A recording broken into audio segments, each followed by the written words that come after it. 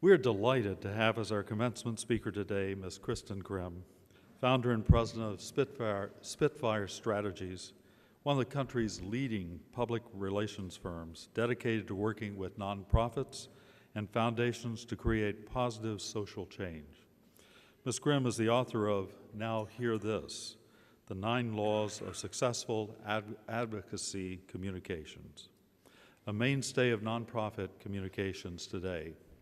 And she won the Silver Anvil Award for her work on Sea Web's Give Swordfish a Break campaign, which mobilized chefs across the country to stop serving swordfish until the U.S. adopted a sustainable fisheries management plan. She has a BA from Smith College, serves on the boards of Grimm magazine, the National Academy for State Health Policy, and the Alaska Wilderness League. My wife and I had the pleasure of having dinner with Kristen last night and her husband, and I can tell you, you're in for a treat. It's my pleasure to welcome Kristen Grimm.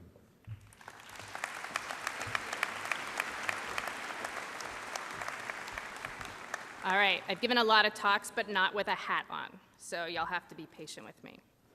So good morning, class of 2013. There goes the hat.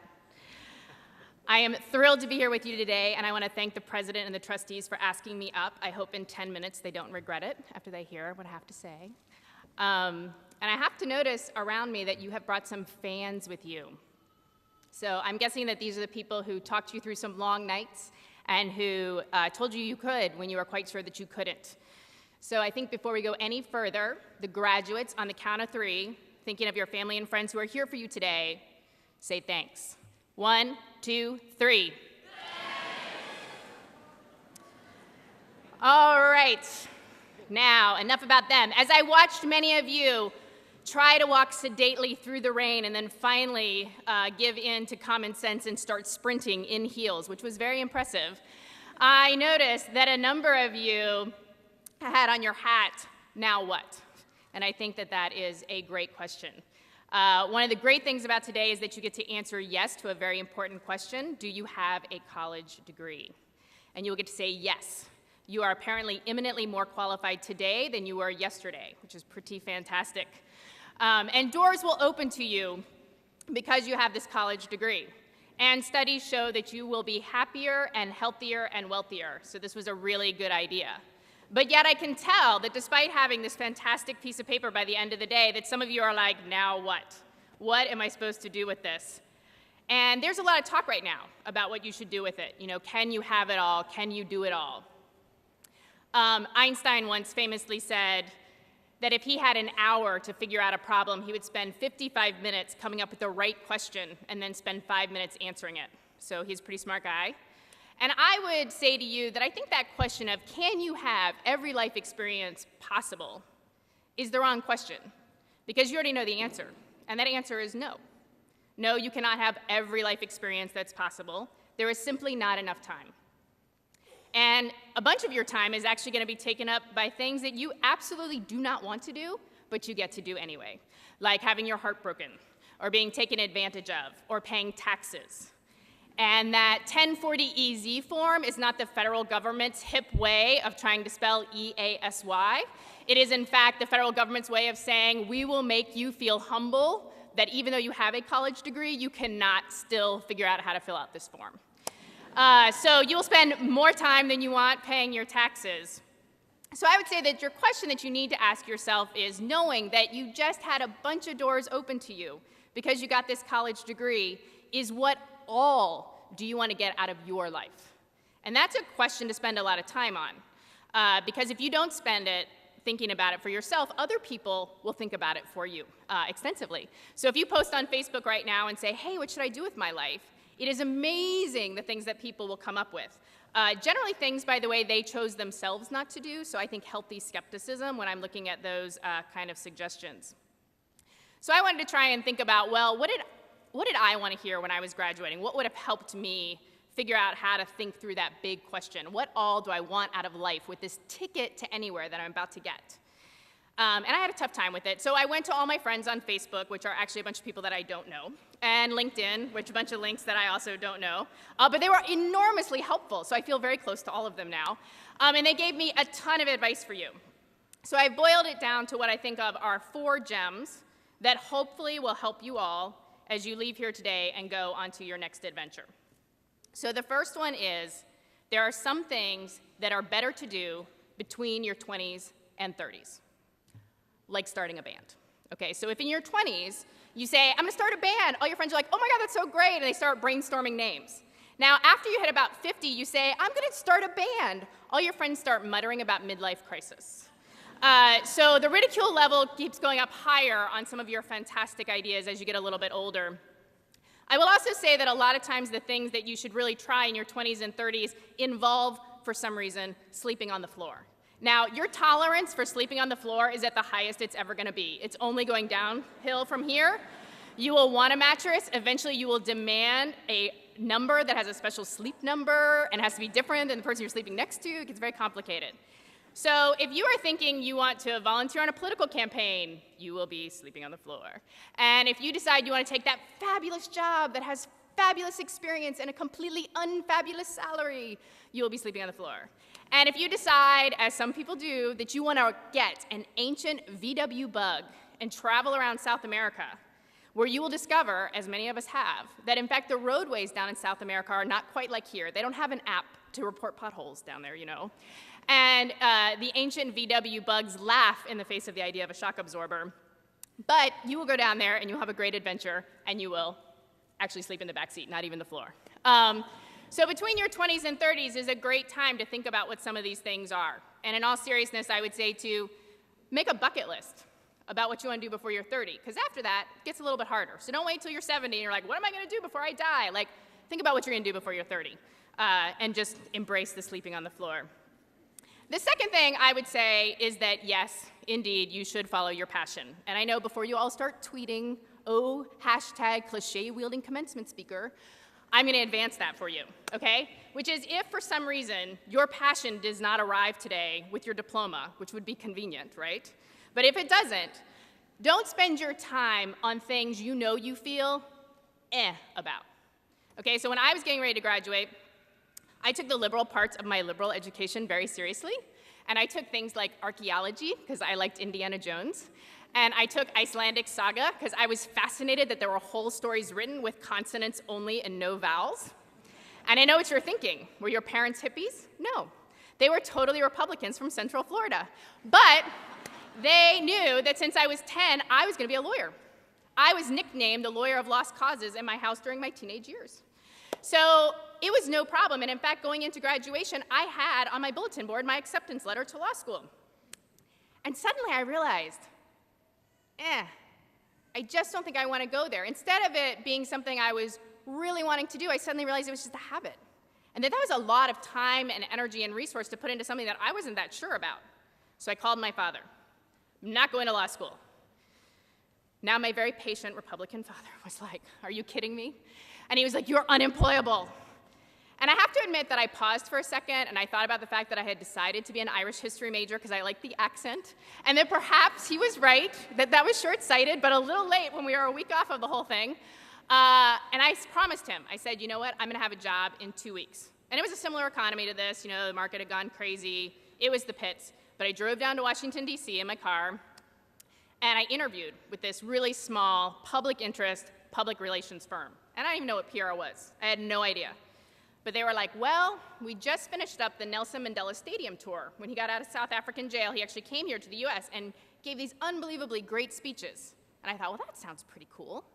So I signed up, became an intern for exactly no money. So I also signed up for a nice job at the mall where I got to work through the holiday season where, you know, our fellow Americans are not at their best. I know you all know what I'm talking about. And I lived in a relative's basement, but I worked really hard.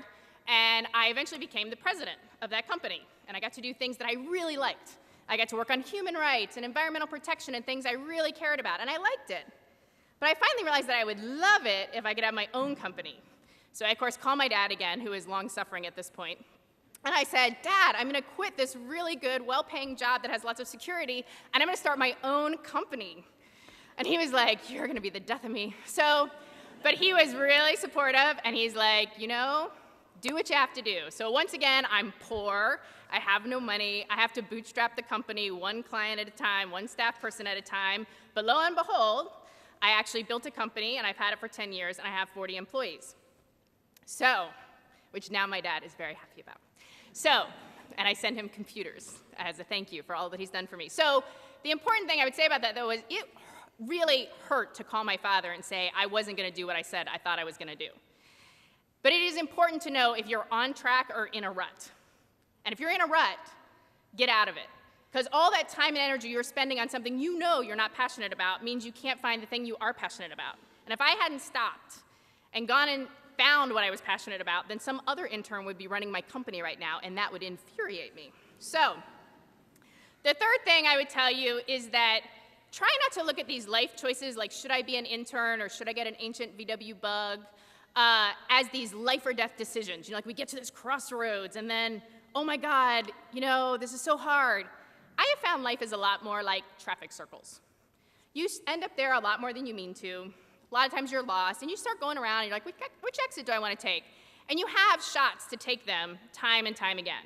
So as I was making my way in this public relations company, I got a call from the White House, the old White House. They were like, we'd like you to come work for us. So of course I call up my dad. I'm like, guess whose unemployable daughter got a call from the White House? My dad was like, it's a Democratic president, Kristen. I was like, Dad. He was like, honey, and I mean this in all seriousness, it's never too late to go back to law school. Anyway, I was like, whatever. So I was really thinking about the White House, really great, right? Wouldn't that be great to go to dinner and say, I work at the White House? But here was the problem. When I started to look at the job at the White House, it was to head up the correspondence office.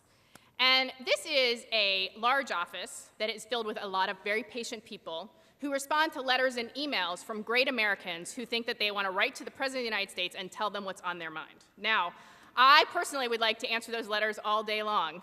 But at the time, at the PR company, I was actually working on this issue about keeping innocent people off of death row. And that was super important to me. So I had to really choose between substance and status, and I was wringing my hands and really upset. And finally, a friend who has a lot of common sense was like, Kristen, you live in Washington. There's other jobs at the White House. There'll be other presidents you can work for. And that sounds sort of crazy, but it was like, right. You know, and over time, eventually, another Democrat did get back into the White House. And I have had an opportunity. And I keep passing that in my traffic circle of life. I keep going by the exit, because now I don't want to sleep on the floor and spend so much time doing the White House. But the important thing for you all to remember is don't look at things as now or never. Look at them as now and not now, because you'll have a chance most often to go back. And last, what I would say is that when you're in a position of power, you actually need to make good decisions that make the world a better place. Now, I understand that that sounds like a bumper sticker that should be on the back of a Subaru, okay? I get it. But the truth is, if we all did that, the world would be better. So I told you I have a small company. Because it's under 50 people, I don't have to do a lot of things. I'm not mandated to do a lot of things for my employees. But even though I'm not required to give them health care coverage, I do. And even though I don't have to give them maternity or paternity leave, I do. And even though I don't have to match their retirement funds, I do.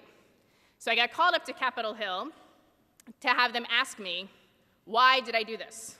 You know, why was I as a business owner willing to do this, and why was it good for my business? And they said, you know, Kristen, we don't understand why you do something that's not mandated by the federal government. And I found that so funny. Like, I do not get my values from the federal government, even though I like the federal government. My values were instilled in me at a young age by my parents and teachers and professors, and I know what's right. I know that as a working person, I want health care, so I should give it to the people who work for me. And I know that when you have a baby, you need time to take care of the baby. And I know that we all need to plan for retirement.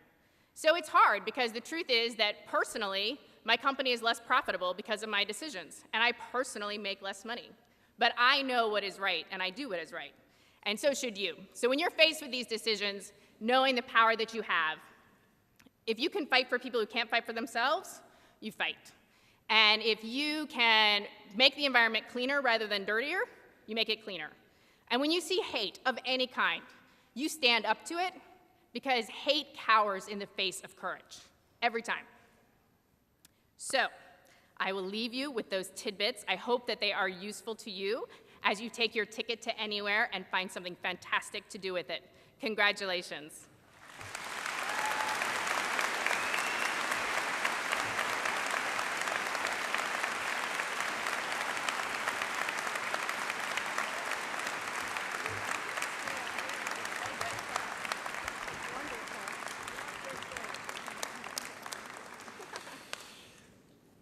Thank you very much.